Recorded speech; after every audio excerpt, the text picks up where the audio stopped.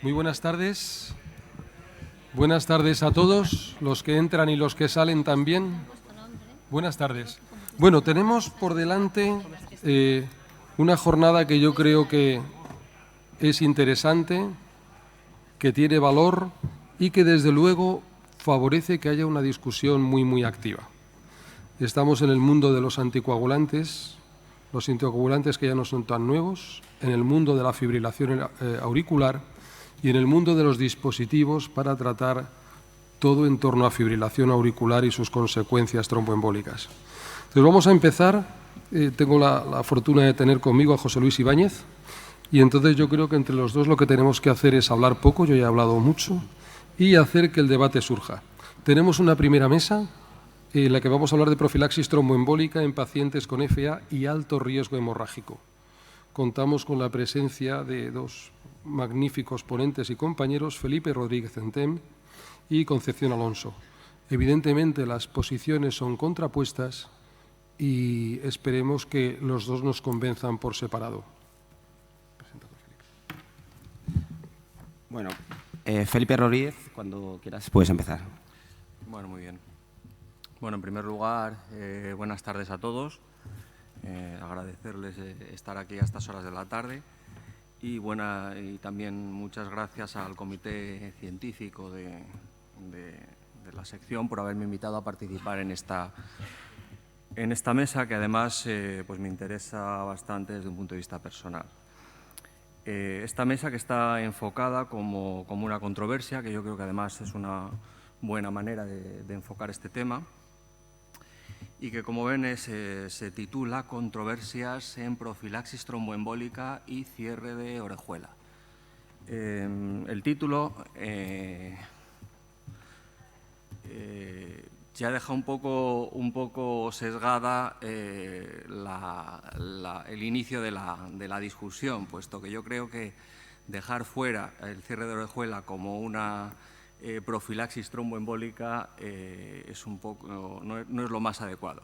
Yo creo que, sinceramente, como intentaré demostrar en la charla que voy a dar, que el cierre de orejuela es otra forma de profilaxis tromboembólica. Bueno, me corresponde a mí abrir el primer debate. Como en principio no va a haber turnos de réplica, discutiremos después en la mesa, pues voy a intentar ver cuáles son los signos a favor y los signos y las posibles pegas que se le pueden ver a este tipo de tratamiento. Bueno, esta es mi diapositiva de conflicto de intereses. Seguramente es la más corta y la que más veces he utilizado en presentaciones. Y volviendo al tema que nos ocupa, vamos a hablar fundamentalmente de pacientes con fibrilación auricular y alto riesgo de hemorragia. A mí se me ha planteado que defienda la estrategia de cierre de orejuela como primera opción y la estrategia que va a defender la doctora Alonso es manejo conservador primum non nocere. Aquí ya me surgen a mí las primeras dudas. Me surgen las primeras dudas porque realmente esto es un manejo conservador. Cuando uno se plantea un manejo conservador, probablemente lo más conservador que se pueda hacer es nada. Imagino que esa no será la estrategia que va a defender la doctora. Otra posibilidad sería utilizar el tratamiento antiagregante. Yo creo que todos los que estamos aquí estamos de acuerdo que eso ha quedado ya superado y que no es una opción como tratamiento en este tipo de pacientes. Y finalmente está la anticoagulación, que imagino que será la que defenderá la doctora Alonso. No he podido evitar tampoco poner la famosa cajita de warfarina como matarratas. Tampoco diré que vamos a dar matarratas a los pacientes. Pero bromas aparte, sí que me parece que llamar tratamiento conservador a una terapia que es capaz de producir un 10% de hemorragias en menos de un año es un poco exagerado.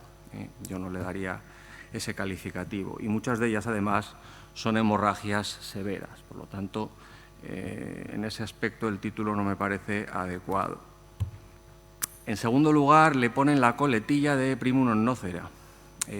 Yo pensé que el primum non nocere estaba dentro de lo que es el juramento hipocrático y que por lo tanto era de obligado cumplimiento para todos.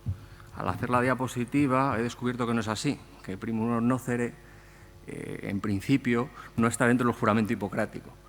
Pero yo creo que ninguno de los que estamos aquí haría nada que fuera en contra de este principio fundamental de la medicina. Por lo cual, yo lo siento mucho, pero también voy a hacer partícipe de esta pequeña coletilla en mi intervención. Incluso hay gente que va más lejos y que dice que cuando en una medicina hace daño deberíamos alegrarnos y no exigir además que sirva para algo, como decía en esa cita Beaumarchais. En definitiva, yo creo que lo que realmente vamos a discutir es que si los pacientes con fibrilación auricular y alto riesgo hemorrágico tienen dos alternativas. El hacer un cierre de orejuela, que en principio me toca defender a mí como primera opción, y en segundo lugar un tratamiento médico, que evidentemente también podría ser aplicado como primera opción. De manera que ya Conchi, lo siento, pero te he quitado ya parte del título de tu sesión. Muy bien, una vez que tenemos ya más o menos la pregunta establecida, vamos a intentar responder a qué es lo que tenemos que hacer con estos pacientes.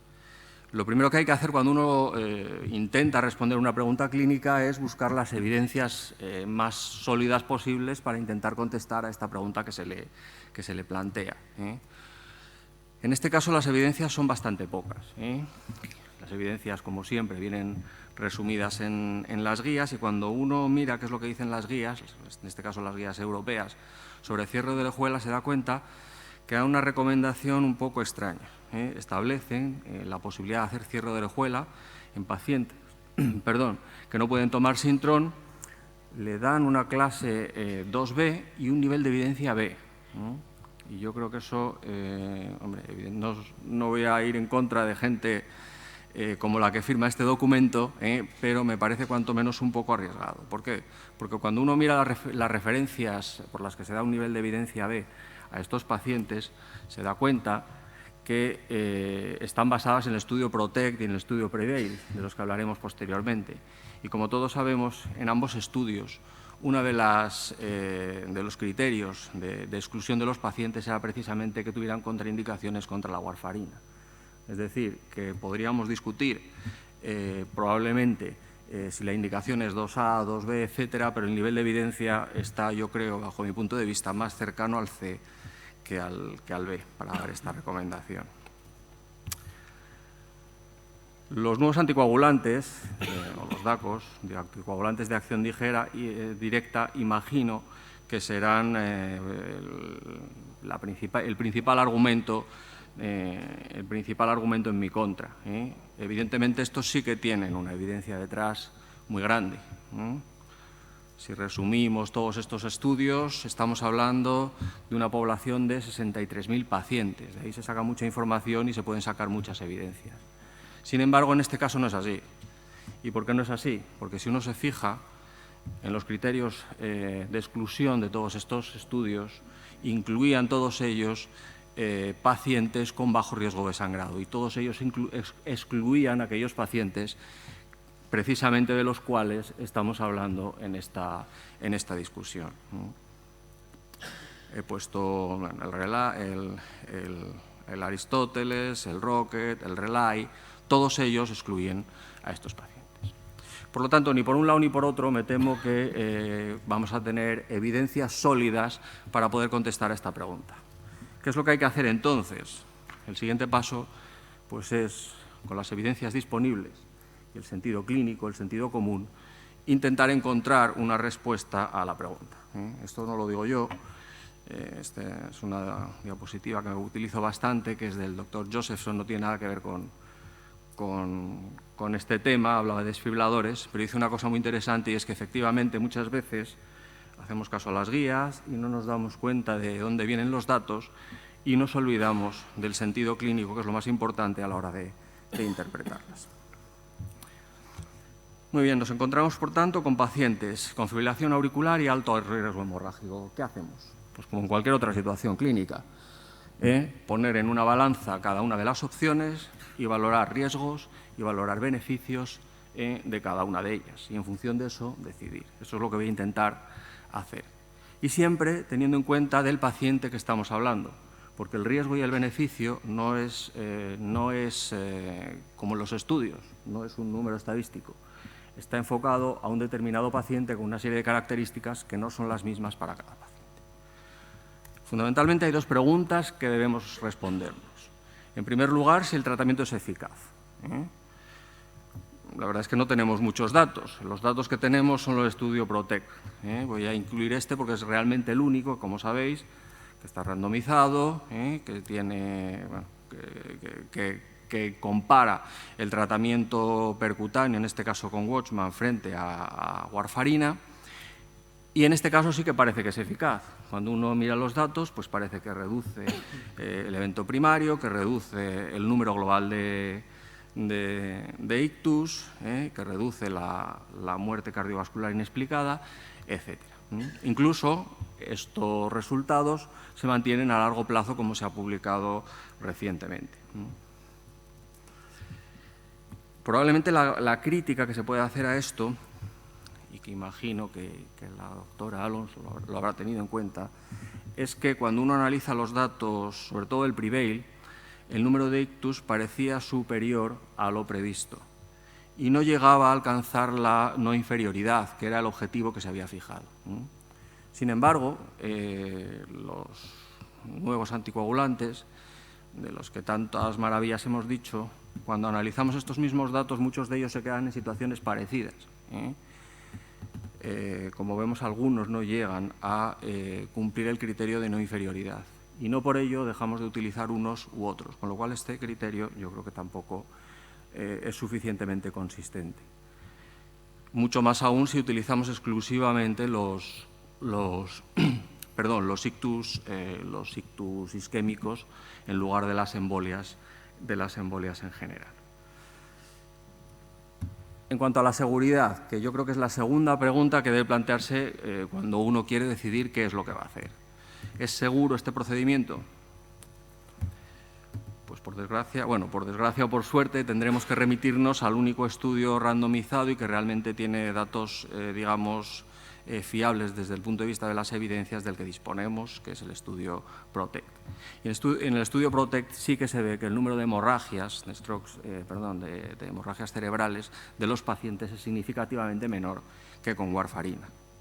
Y que el endpoint primario que utilizan, que tiene varias variables que no voy a entrar ahora en detalles por cuestión de tiempo, pues también son favorables al dispositivo frente al Sintron.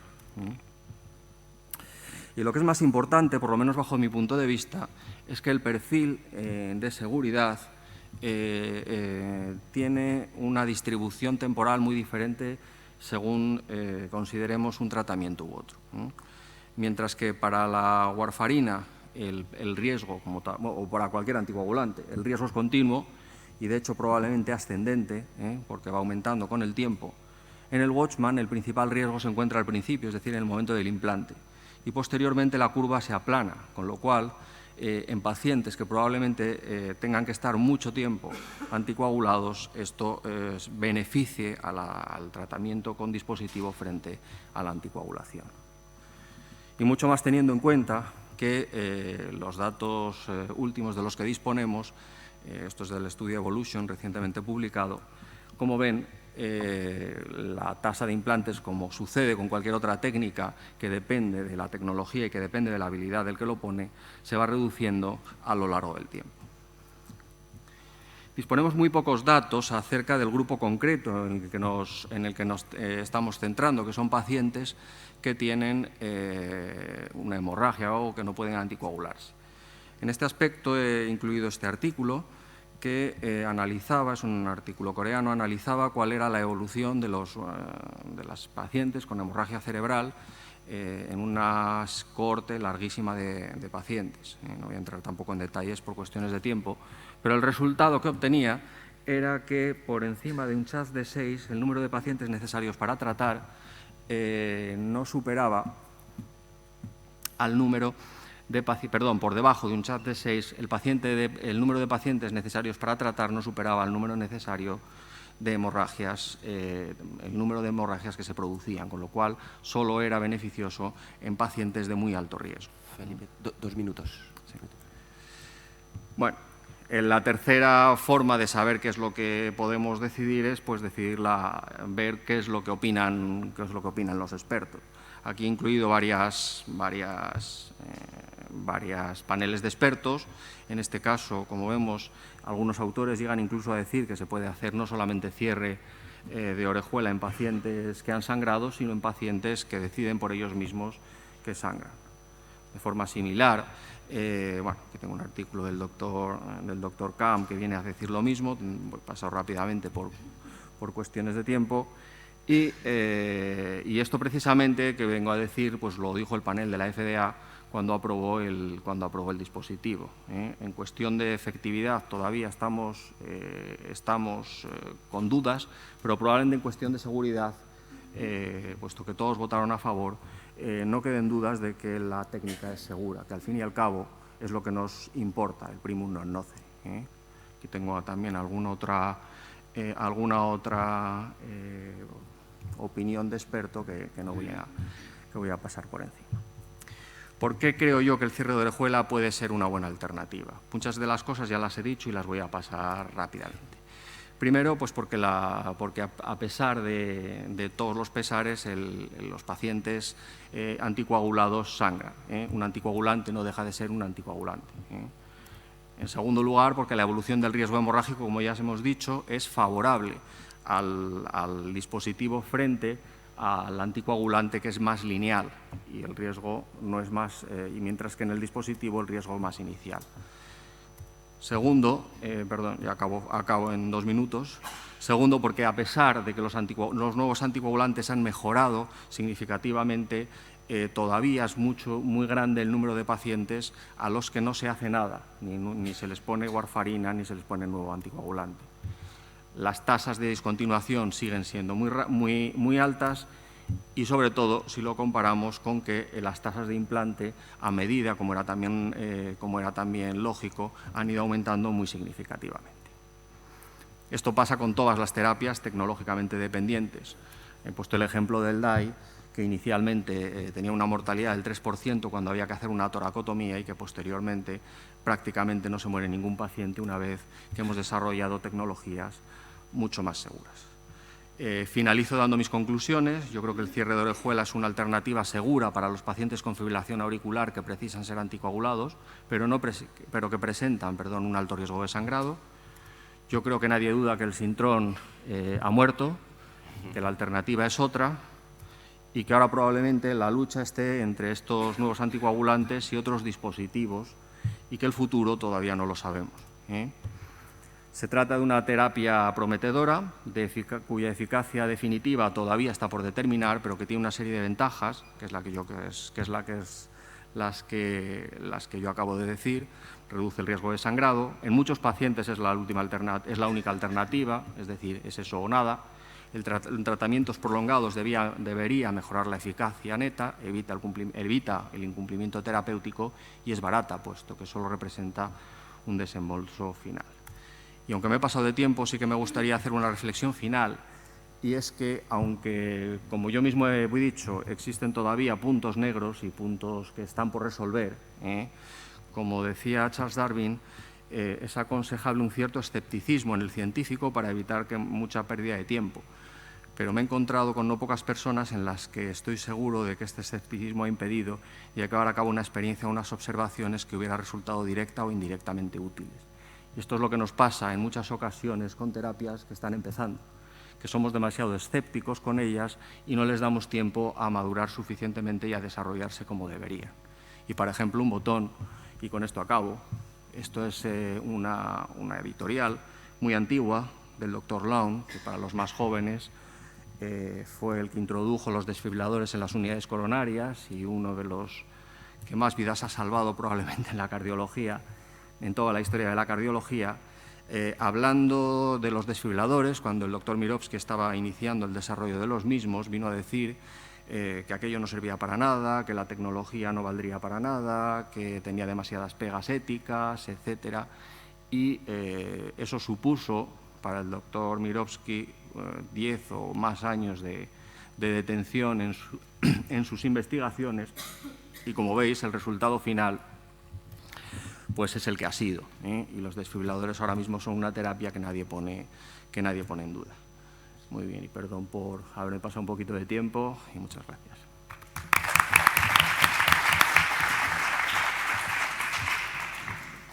Bueno, pues ahora la doctora Alonso nos va a defender que ella propondría un manejo conservador en estos pacientes. Lo quito.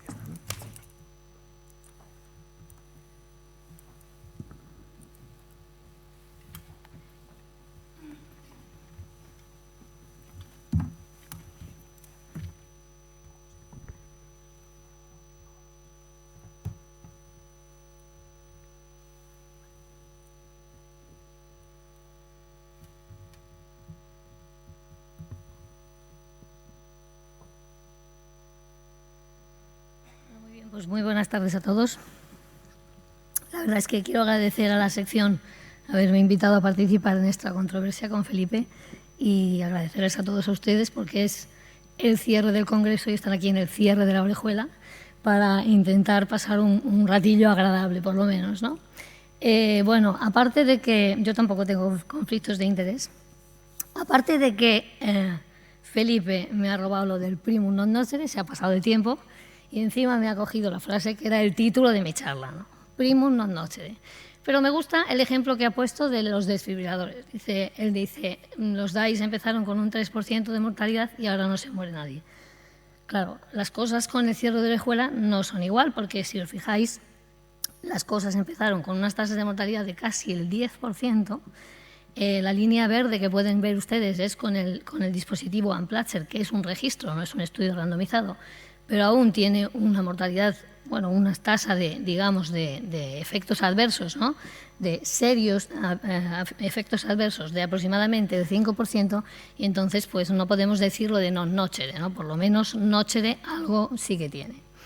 Y fíjense, cuando ciertamente, como él ha dicho, la tecnología pues es tecnología, cuanto más practicas, evidentemente, menos complicaciones vas a tener, como se ve en las líneas azules que corresponden a varios estudios con el dispositivo Watchman, pues la tecnología intenta mejorar, pero a veces nos da estos sustos, ¿no? Es decir, tú tienes una mejora tecnológica en un dispositivo que tienen que poner, digamos, en cuarentena porque realmente tiene muchas complicaciones de embolismo del dispositivo, que no es ninguna broma, no es un hematoma en la ingle. Bueno, a mí me gusta el entusiasmo de la gente, me gusta el entusiasmo de Felipe también, el entusiasmo de cerrar la Orejuela, ¿no? Yo creo que está bien, pero a él no le he visto muy entusiasta.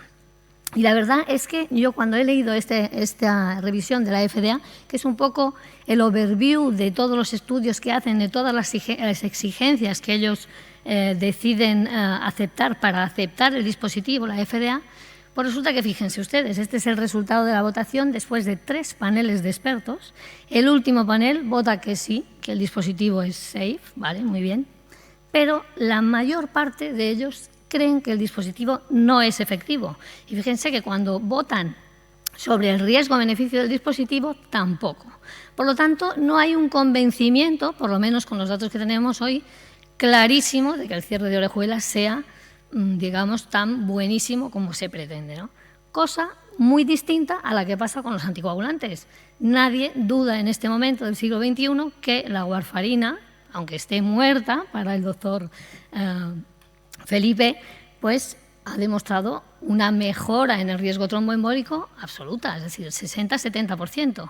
Y encima ahora tenemos los nuevos anticoagulantes, que no hablaremos mucho porque ha habido sesiones buenísimas en todo este congreso sobre la eficacia de los nuevos anticoagulantes.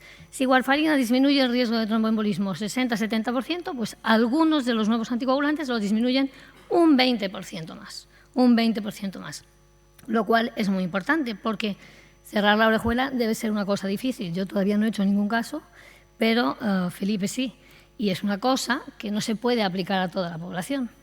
Los anticoagulantes sí. Tú estratificas el riesgo de tu paciente en la consulta y le das un anticoagulante. Y si le das un nuevo anticoagulante, la acción anticoagulante la tiene desde ya mismo. No es lo mismo. Yo me he atrevido sobre la prevalencia de la FA en España a hacer un cálculo, más o menos, de la población de más de 65 años, teniendo en cuenta la prevalencia del 4,4%, que eran, creo, en mayores de 40 años, he calculado esa prevalencia, cuánta gente de más de 65 años tendría FA. salen 440.000 pacientes.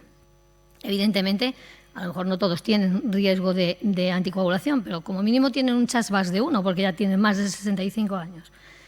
Tendrías que poner 400.000 dispositivos a lo mejor, no te digo nada. Pero para que no pongas todos, solo te voy a decir los que tienen contraindicación de anticoagulante, que a lo mejor yo he leído en algunos artículos que es el 15%. 66.000 dispositivos tendrás que poner, Felipe. Y fíjate, el otro día venía en el tren, hoy cuando venía en el avión yo, antes de salir de Barcelona, estaba mirando las noticias y me sorprendió una noticia que vi en un periódico que dice: el 32% de los médicos españoles buscan alguna excusa para salir antes del trabajo, menos Felipe, que se va a tener que quedar cerrando orejuelas, pero un buen rato. Pero bueno, bromas aparte, yo creo que el cierre de la orejuela como, digamos, como razonamiento, bueno, es un razonamiento muy válido, es decir, tenemos una arritmia que nos da un riesgo embólico que multiplica por 5 o más y una estructura que es la orejuela donde se alojan el 90% de los trombos. Por lo tanto, la consecuencia lógica de excluir la orejuela tiene que ser: yo tapo la fuente de trombos, disminuyo el riesgo tromboembólico y además, como quito la anticoagulación, disminuyo el riesgo de sangrado. Digo yo que debería ser así. La cosa es ver cuánto. Y la cosa es ver que no siempre se quitan los anticoagulantes. Esta premisa no es del todo cierta, porque la inmensa mayoría de los dispositivos, tanto Watchman como Amplatzer, requieren un tratamiento anticoagulante los primeros días y antiagregantes durante largo tiempo. Y que yo sepa, warfarina más aspirina juntos y clopidogrel más aspirina juntos, disminuir el riesgo hemorrágico como que no lo hacen. Por lo tanto, ¿cuánto riesgo podemos esperar cuánta reducción de riesgo con el dispositivo? Nosotros sabemos la reducción de riesgo que podemos esperar de los nuevos anticoagulantes. Ya sabemos que disminuyen el riesgo aproximadamente el 50% en estudios randomizados con muchos pacientes frente a warfarina. Y evidentemente no voy a comparar los estudios de anticoagulantes con los estudios del Watchman, que son el único dispositivo que tiene estudios randomizados que se podrían comparar. No voy a comparar, simplemente voy a decir lo que he visto. Es decir, esto es una frase del profeta Isaías, dice: corre, ve, pon un centinela, un Watchman, y permite que cuente todo lo que ha visto. Pues lo que yo he visto es que, frente a esa reducción de riesgo, fíjense, cuando se compara el Watchman o el dispositivo con la warfarina, pues esta diapositiva me parece fea, pero es que no la he podido mejorar, porque leía un artículo y el riesgo 3,6, 3,1% de hemorragia. Luego a 3 años, luego a 4 años. No cambia el riesgo respecto a warfarina. Y además, bueno, a 4 años, la hemorragia intracraneal, que sería lo que más nos preocuparía, ¿qué es? 0,2%. Pues lo mismo aproximadamente que con otros anticoagulantes. Y esta es no una comparación, pero aquí he cogido el estudio Rely y el Aristóteles porque son pacientes con un CHATS muy parecido y con un tiempo en rango terapéutico en el brazo de warfarina también muy parecido. Decimos, en los pacientes de muy alto riesgo, pues vete a los pacientes de muy alto riesgo. Claro, decir qué paciente tiene muy alto riesgo de sangrado es difícil, ¿no? Porque el Hash-Bled, que se utiliza para estratificar el riesgo hemorrágico, no es contraindicación para poner un anticoagulante. Pero fíjense, CHAS-VAS de 4, no hay diferencias en el riesgo de sangrado. Hash-Bled de más de 3, tampoco. Historia de accidente cerebrovascular o un accidente isquémico transitorio, tampoco hay diferencia.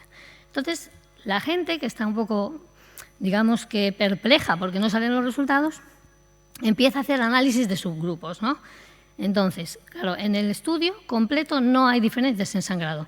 Sí, cuando tú quitas la fase un poco de, digamos, del procedimiento, ¿no? Y a 6 meses después, que es cuando a lo mejor ya has podido quitarle la heparina, pues sí salen. Pero claro, estos son análisis post-hoc y evidentemente son análisis un poco artificiales. Pueden servir para generar hipótesis, pero nada más.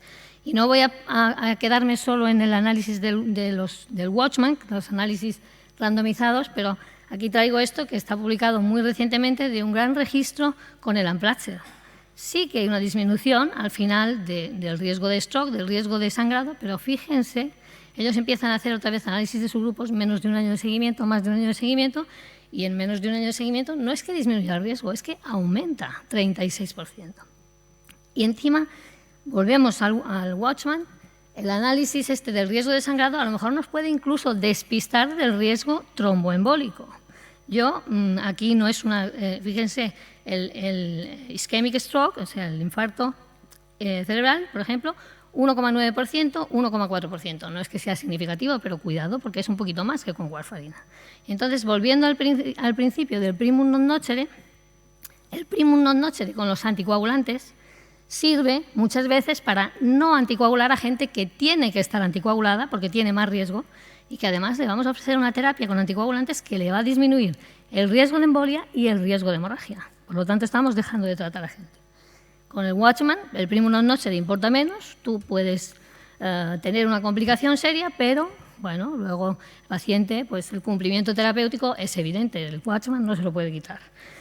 Y bueno, pues vamos a ver otro del estudio Prevail, es decir, el Watchman para aprobarlo tuvo que pasar por el PROTECT, varios registros después y el Prevail, ¿no? Y en el Prevail hacen un análisis estadístico que te dicen, bueno, es un análisis bayesiano que le vamos a permitir a usted meter pacientes de seguimiento del PROTECT a ver si así sale ya de una vez. ¿Y qué pasa? Pues que no sale tampoco. Y yo he buscado una comparación también, que es el estudio Engage con edoxaban, porque son pacientes muy similares, con un CHAS de más de 2, y fíjense la distribución de los CHAS, son muy similares en los dos grupos. Pues, ¿qué pasa con el anticoagulante? De nuevo, es no inferior a warfarina en la prevención del riesgo embólico, pero es claramente superior reduciendo el riesgo hemorrágico, entre el 20 y el 40%. ¿Y qué pasa con el Prevail? Pues que era un estudio de no inferioridad y ni siquiera llega a cumplir el criterio de no inferioridad.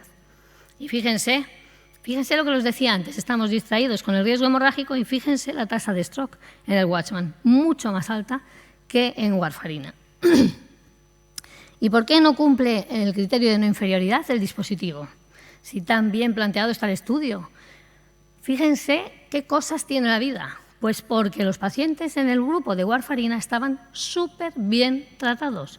Tenían un tiempo en rango terapéutico del 68%, mucho más que, mucho más no, pero ligeramente superior al riesgo que tenían al tiempo en rango que tenían en Aristóteles, en el Rocket o en el Relay. Lo cual viene otra vez a apoyar totalmente esta diapositiva que a mí me gusta mucho y que es que cuando tratamos a los pacientes los tenemos que tratar bien porque les disminuye el riesgo. A más tiempo en rango terapéutico, mucho mejor para el paciente porque va a tener muchas menos complicaciones. Para estar mal controlado es mejor no tomar nada. Como ven, la línea negra continua es la de los que no toman. Mucho mejor. Al final, resumiendo, sí que es cierto que hay una disminución en cuanto a, juntando el PROTECT-EF y el Prevail, en el riesgo hemorrágico, en lo que es el hemorrhagic stroke. Pero esto está muy balanceado porque hay un aumento de los strokes isquémicos en estos estudios. Y esto puede deberse, pues hay varias explicaciones, ¿no? En principio, fallos técnicos. Yo comprendo que cerrar la orejuela con la variedad anatómica que tiene, pues no debe ser fácil. Y es fácil que a veces se creen o queden leaks que son generadores de trombo. Es evidente, no sabemos qué impacto clínico puede tener esto todavía, pero yo supongo que si Felipe ve el trombo en el leak no se queda muy tranquilo y a lo mejor le pone anticoagulante al paciente. Pero además es que hay veces que el cierre de la orejuela puede que no prevenga el riesgo embólico. Esta es una imagen de una aurícula. Esto es un estudio que hicimos hace 3 o 4 semanas en Barcelona. Una señora de 68 años con antecedentes de FA que le íbamos a hacer una ablación. Bueno, yo estaba en los registros y le decía a mi compañero, ¿has conectado el catéter? Porque no tenía ni un potencial. Es decir, probablemente estos pacientes tienen una especie de miocardiopatía del tejido auricular que todavía no comprendemos muy bien, pero que estamos estudiando y todos estamos pendientes de la fibrosis, de entender un poco, y hay factores genéticos, factores de muchos tipos, que esto se tendrá que perfilar en los próximos años, ¿no?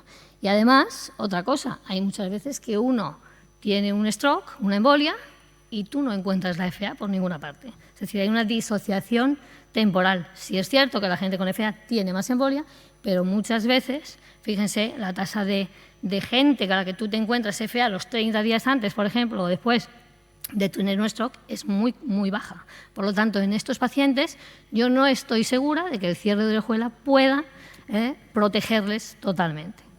Por lo tanto, y ya para concluir, pues mi conclusión es que el tratamiento anticoagulante es de primera elección en la profilaxis tromboembólica, incluso en pacientes que tengan alto riesgo hemorrágico. Ya hemos dicho que el alto riesgo hemorrágico no es contraindicación absoluta, se debe vigilar más al paciente, se le debe seguir más. Es aplicable a toda la población fácilmente, muy fácil, y lo anticoagulas desde el primer momento. Y finalmente tenemos los nuevos anticoagulantes, que estos han llegado y se quedan y probablemente tendrán que testarse en estudios, pues, por ejemplo, como con los de cierre de orejuela, ¿no? Por lo tanto, aportan una disminución de hemorragia muy importante y hay que tenerlos en cuenta. Así que, Felipe, be open, no cierres, no te cierres a los anticoagulantes. Muchas gracias.